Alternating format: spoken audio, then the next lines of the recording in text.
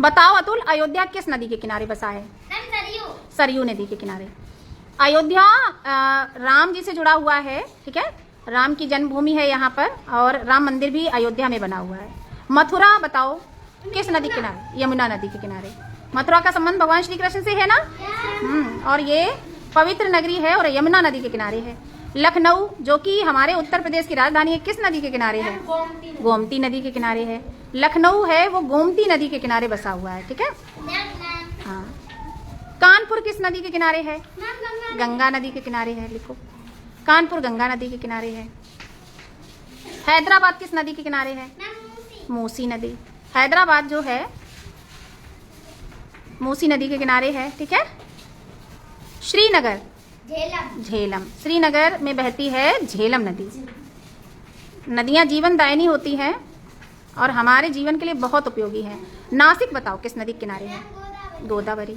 नासिक जो है वो गोदावरी नदी के किनारे है और इस नदी को हम लोग बूढ़ी गंगा भी कहते हैं क्योंकि ये लंबाई में काफी है, ये गंगा के लगभग बराबर है। हरिद्वार बताओ। अच्छा, गंगा नदी के किनारे। हरिद्वार भी गंगा नदी के किनारे है। कोलकाता बताओ किस नदी के किनारे?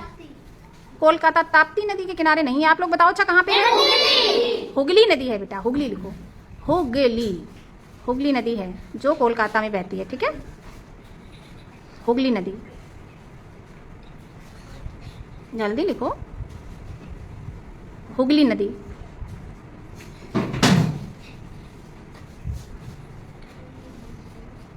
बड़े ऊ की मात्रा नहीं बेटा, छोटे ऊ की आएगी, ठीक है। हुगली है, हुगली नहीं होता, ठीक है।